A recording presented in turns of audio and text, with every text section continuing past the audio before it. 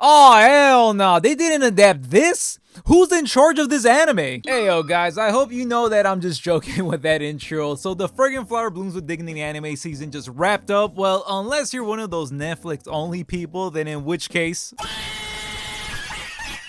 But no, I'm just kidding guys, but seriously, you do need to catch up because there will be spoilers in this video, so take that as a warning. But technically you could watch this on Netflix, but I'm gonna say no because I am not sponsored by a VPN company just yet. But let's manifest a sponsorship by just bringing that up. But hey, you could technically do that, but there's other ways to watch it on the internet because you know the internet, you can find anything on there. But sorry for the tangent. Anyways, onto the video. I've actually watched this show like 3 times now. First on the broadcast, and I rewatched it to take notes, and now I'm even watching the English dub on Netflix because yes, I will still support the anime officially. So if you do have Netflix, don't forget to do that. But today we are going to review the anime and compare it over to the manga and point out what got cut and answer the big question: was this adaptation actually good? And spoiler alert, hell yes it was. But let's break it down episode by episode because I already did all this work, so the least you can do is smash that like and hype button for me and subscribe to be caught up with the manga. But before we go to the episode, shall we actually start with the opening and what do I think? Oh, I liked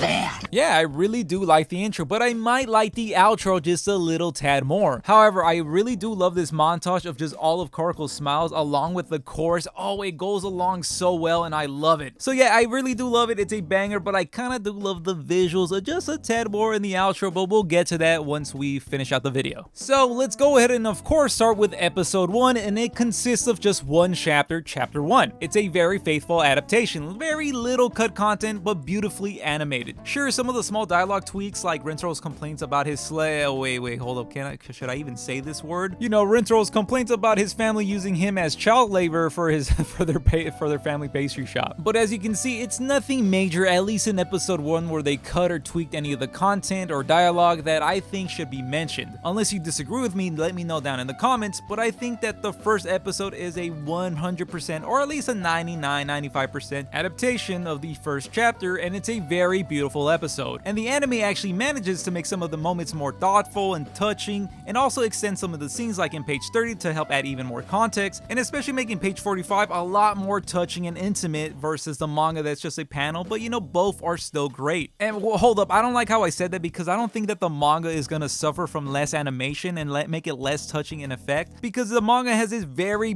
beautiful panel in page 46 that the anime does a good job on, but the manga is just so wonderful. Like, look at it. And I'm gonna take this moment to just say there in episode 1 that yes, I'm gonna sound overly nitpicky because that's the point. I'm critiquing the anime versus the manga. I'm not saying that it's bad, I'm just trying to point out the differences, because at the end of the day, episode 1 was fantastic. I felt the same emotions that I felt while reading the first chapter of the manga. So hopefully there isn't too many comments saying I'm being way too picky. That's the point, and I'm not overly criticizing the anime. I'm not docking points for all the smallest things that are gonna be removed from the anime. I'm mainly pointing them out for all the manga readers, and I will say this now, and it goes for every episode. I still recommend reading the manga, so just remember this for every episode because I really do love the art, and Kaoruko looks so cute in the earlier art style in the manga. As you can see in the anime, it's more true to the current art style of the manga, so the art has evolved so much and has gotten a lot better in detail. Like, look at these 2 panels. Even so, like I said, I do recommend reading this from chapter 1 because I really do love the earlier art style, but I've been on episode for way too long, so how about we just move on to episode 2. So episode 2 only covers chapter 2, and the anime nailed that gate scene. I love seeing Shohei just crash out over wanting a girlfriend and then crying because he wants a girlfriend, and then Kaoruko's reaction. It was just so cute and funny. But here, the overall adaptation of chapter 2 is great to even better than the manga, because the one thing that the manga can never beat in the anime is of course animation and sound. Like, the one thing the manga can't beat is showing us Shohei's beautiful karaoke singing. Like, listen to this. The boy has serious talent. He almost hit 90. And now, if only we could have heard Saku and Rintaro sing during the karaoke night, but unfortunately that got cut off. That also gets cut off in the manga, so you know, we can't judge the anime for it. And you know, there's only so much time in an anime episode to show us everything. Like, I'm telling you, the animation is beautiful. I really do love this silent forehead flick right here. It's better than the anime where the mom just taps someone like, hey, what's going on, and just flicks him. Here it's just silent, you know, like, hey, blah. But it's always give or take on what you like more versus the manga and the actual anime, because look at this smile. This smile could save lives, I tell you. And we get this very cute ending where, we see Kaoruko just jumping from excitement. Episode 2 was great. I loved it. And here is the best time to mention it since it's the first time we see it in the manga, but I just want to say rest in peace to all the half chapters in the earlier part of the manga because they don't get animated at all. Here is the real reason to catch up and read the manga. This adds more context to the school life of Chidori and Kikyo, and then it actually formally introduces the main and supporting characters. And then here we also get an extended scene of Rintaro and Kaoruko at the patisserie shop, so you won't get this in the anime. It's cute and you should read it. It's chapter 2.5 and it's also the longest half chapter, so it's basically a chapter in itself, so you should definitely check it out. So episode 3 covers chapters 3 and 4. And here's where we finally get to see not a lot, but we see finally some content from the manga get cut in the anime. Like in chapter 3, page 4 is not adapted, and then some of the content is cut off from 23 to 25, where Kaoruko helps out Rintaro with some of his homework, and then he actually gets it. And this eventually leads to chapter 4, page 17 being cut because, of course, we don't get to see Kaoruko help out Rintaro with his homework, so what are they gonna adapt here? I don't think we have to argue that page 4 was that crucial to the story, but I would say that Kaoruko and Rintaro's interaction here is because it shows how much Kaoruko is helping and then changing Rintaro. But still, I know it's a smaller detail. Let me know what you think about it in the comments, and hey, we can argue about it all day, but I still think that the episode was very good and they gave us this little jump scare. Oh, she's so cute. But still, the episode was great. I can't knock it for just missing this small detail. I just want to point it out. And we do get to meet Subaru here, but I do think that her interest in the manga was a little bit better than the anime. You let me know. Now, for episode 4, it covers chapters 5 and 6-7. And I gotta say that episode 4 did a very good job of adapting everything because only like 3 pages were cut. Basically one panel where we get to see Kaoruko and Rintaro getting ready for their little study date, and then one small little segment of a panel where Rintaro accidentally burns himself from his coffee and the waiter freaking out here. So a lot is not really cut out. I just wanted to point that out there that this was a very well adapted episode. So now here in episode 5, we cover almost 4 chapters. We go over chapters 8, 9, 10, and then also 13. But this also causes a little mix up with episodes 5 and 6, because for the most part episode 5 is a very faithful adaptation that just kind of chops up the order of things in these chapters, because midway through chapter 9 we skip straight to chapter 13 where Rintaro's mom celebrates him passing his exam, and then we end episode 5 by coming back to chapter 9 and then starting chapter 10. But the conversation in chapter 13 goes way different here in the anime, since this takes place right after Kaoruko leaves the pastry shop and Rintaro has not spoken to Subaru just yet. So this also takes place before Kaoruko and Subaru's conversation in episode 6, which contains chapters 10 through 12. So episodes 5 and 6 shuffle the chapters around, so the timeline feels very different compared to the manga. In the anime, Rintaro's mom's conversation pushes him to reach out to Subaru because she knows that something's bothering him, versus in the manga, it's more Rintaro's own choice. It's a small change, but depending on how you feel about character growth, it matters. But when we do look over at episode 6, which covers chapters 10, 11, and 12, it's a fully adapted, faithful episode. To me, it seems like they really wanted to focus on episode 6 and fully focus on redeeming Subaru, because I'm sure that all the anime onlys really hated her at this point. Subaru was just very misunderstood at the start because she was only protecting her best friend, but now we love her, so hey, it's all under the rug. And yes, they achieved that because episode 6 was great, but I do think that episode 5 suffered just a little bit, at least for Rintaro's growth. And also another half chapter got skipped, chapter 12.5. I would have loved to see Subaru asking Kaoruko what made her fall in love with Rintaro and then adding on to it, because it's a very short chapter, but it would have been very cute to see animated. Now moving along to episode 7 that covers chapters 13, 14, 15, and now 16, here's where the pace really ramps up. The anime skips over the little gag where the group chat is renamed and Saku's pretty upset because he's never flunked an exam in his life, but they also do add a text conversation between Rintaro and Kaoruko where she thanks him for, accepting Subaru and how much that meant to her, and him realizing that he should really introduce his friend to the girls, and I really want to give the anime credit for this because that was a really nice touch. But surprisingly, covering 4 chapters, it actually did not cut that much content out. The only thing I will mention is that they skipped over Subaru feeling like a third wheel at the restaurant scene where they're having a conversation about them meeting each other's friends for the first time, and that was really funny in the manga. And as far as the sports festival chapter, there's also just like very small moments and panels that are cut out, like Kaoruko wanting Rintaro to have fun and that giving him the courage to actually hit a home run, but even so, it's not even like missing context during the episode because it still flows very nice in the episode. So overall, episode 7 is still very fun, but definitely has some trim content, not enough for me to complain, so it's a great adaptation. And of course, course there's not enough runtime to actually fit in chapter 16.5, but of course that is left out here as well. It's a very short half chapter, but we don't get to see all the photos taken during the sports festival, especially the very rare Saku picture where he's smiling. It's gone. We won't get to see that in the anime, but you do get to see it in the manga, and he's a very good looking guy. This guy has it all. Okay, now we're basically past the midway point with episode 8 that covers chapters 17, 18, and 19. And almost everything of chapter 17 is covered except the last panel of chapter 17 where we see Rintaro all nervous and he's just repeating himself saying fine, that's fine, and then Kaoruko's like, is that all you can say? This would have been so cute to see in the anime. But besides that, episode 8 basically covers all the content from every chapter, so now I guess I want to be nitpicky so I can have something to talk about for the episode. But don't take this as a very serious critique of episode 8 because this might be my favorite episode of the season besides episode 13. So this will be a major nitpick with me, and I wonder if you guys will agree with me, but something I noticed throughout the whole season is that they don't get Kaoruko's smile just quite right. Let me just show you. Here's the smile in the aquarium in the manga, and then here it is in the anime, and you can see it in motion that her mouth is open, and then it ends with her closing it, and then it just focuses on that. And you notice this throughout the whole season. The main focus is once her mouth is closed and the smile. And I get it. I know that I probably sound crazy right now nitpicking this because it's kind of like a closed mouth smile and then an open mouth smile, but I really like the open mouth smile in the manga. Like, check this out. Doesn't this look better? Is it just me? Alright, let me drop it because I know that I sound crazy and it's a personal gripe that shouldn't be taken seriously. But I do want to mention this panel because this panel in the manga is probably my favorite, and I think it's done way better here in the manga versus the anime. But still, episode 8 is great. It's probably one of the most popular of the season, and I know I'm just being picky here to be picky because there's really nothing for me to complain about as far as it goes, like cut content from the manga. So as far as episodes go, episode 8 is golden. It's a great episode. Here in episode 9, we cover chapters 20, 21, and 22 partially. This episode was sort of a mixed bag. We had some great moments like Rintaro's brother being mentioned earlier, and then the flashback to why he dyed his hair and got the piercings. But then we get to chapter 22, which doesn't get fully adapted, and we miss the cute conversation where the kids ask Kyoko about her hair and why she dyed it, and she kind of brushes it off like it was something that she wanted to do. It was a very lighthearted moment that shows their bonds, well, their growing bonds, right? But then we get to the flashback about the mother's feeling, which is adapted beautifully, and it's one of my favorite chapters. I really love the parents in this series.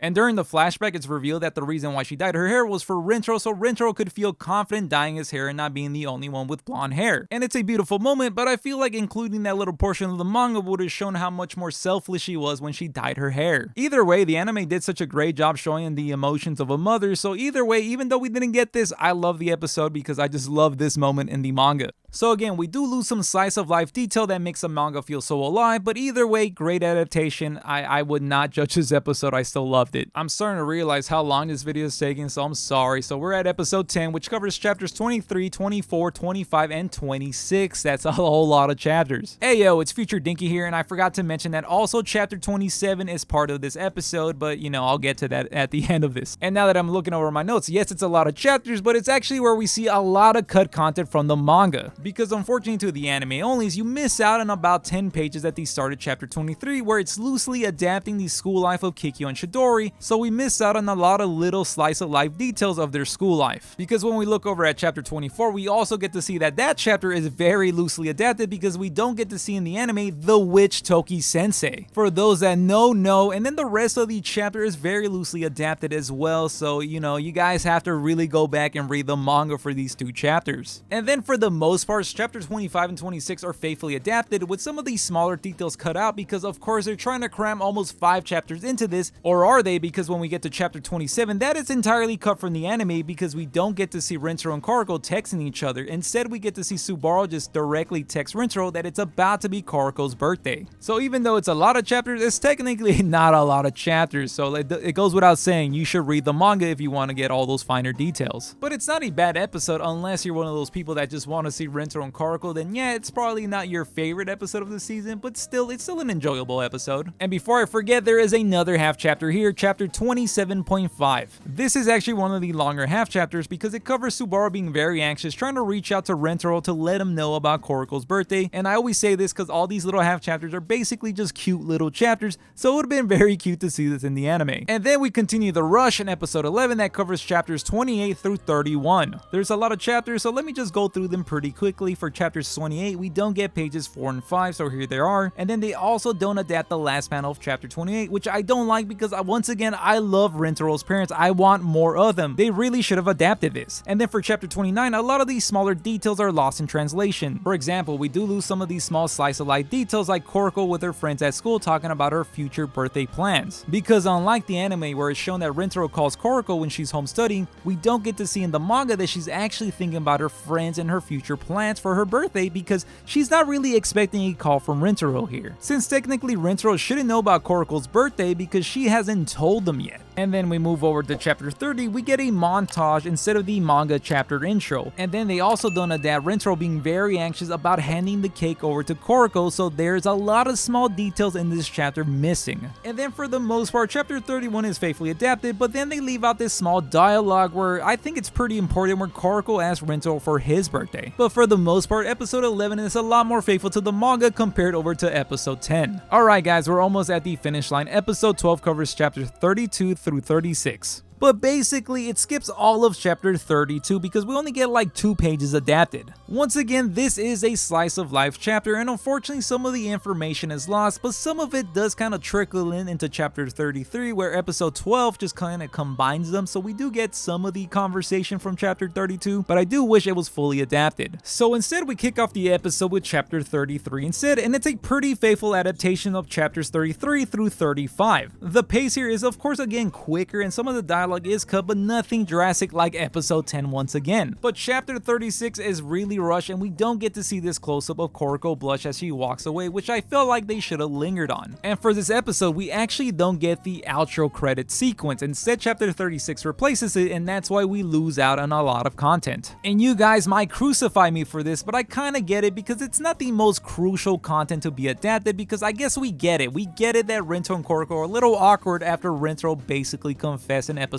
12. But still, chapter 12 did its job to set up the finale, because thankfully we don't end the season on episode 12. Alright everybody, we are at the final episode, episode 13, which covers chapters 37 through 40. And we all expect this episode to be perfect, right guys? And they stuck the landing. Was it perfect? No, but it was perfect. Of course, the little small details are cut out, but whatever. I'm gonna give them the excuse for this one. My only nitpick is they skip over the panel where Kaoruko is checking herself before she actually meets up with Rintaro, but you know, that's just me being picky, right? But none of that matters, because once we get to Kaoruko's POV, oh my god, we get diabetic levels of sweet and wholesomeness. I'ma glaze this episode because Rintaro's confession and then also Kaoruko's confession is perfect. I love this so much, and I wouldn't blame anybody to think that this was the last episode. It was perfect. It was like the perfect ending for this season. I've seen other romance series end here once they get the confession, so we're lucky because we have like 120 plus chapters left to read and watch. Seriously, this episode was that great. I don't want to be that picky or nitpick, so if I miss anything from this episode specifically, let me know down in the comments. And then before we wrap this up, I did not forget. So what did I think about the outro sequence?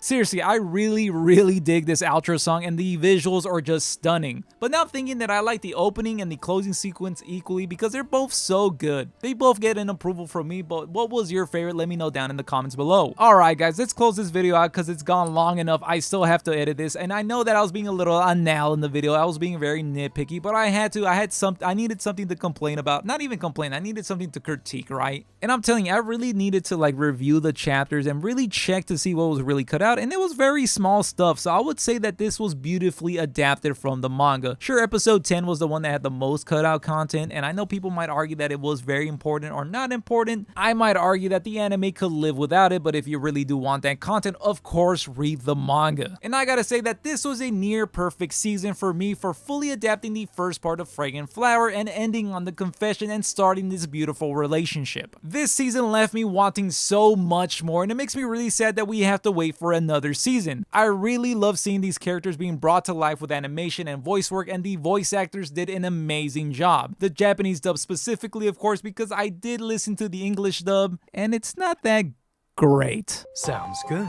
Suit yourself then. Hey, no, come on, don't be like that. And I do really want to talk about that, but I was planning on making a new video about how Netflix is ruining all the anime that they purchased the rights to. Because we all know about Netflix really fumbling the handling of the Fragrant Flowers anime release, and now we have this impending doom knowing that once again they hold the rights to this Steel Ball Run anime, because we all know how they fumbled Stone Ocean. But for now, all I'll say is that the English dub so far has been very lacking. But I'm still watching it for a third viewing because I do love this series so much and I do want to support it officially, and this way I could watch it a little bit more casually and also, judge it. But lastly, I do want to mention all the little content in the manga that of course isn't adapted, like the half chapters and of course the bonus art pages at the end of chapters. These little extras at the end of chapters kind of give you context of some of the things that aren't shown in the panels in the manga or even in the anime. Specifically, like when Saku buys the donuts while, Subaru was really craving them, but she was still too shy to mention that she wanted donuts. But I won't strike the anime for it since nearly every other anime always leaves this out. I mean, to this day, we still don't have a lot of the One Piece chapter cover stories animated. I think we only have 1 or 2 of them, and this would have been perfect for padding out the anime. They could have definitely extended some of these, but I know that this is a discussion for another video. But yeah, going back to Fragrant Flower, a lot of the bonus art is so cute and very detailed. I'll put some of these on screen, but I do recommend buying the manga so you can support the author and of course the industry.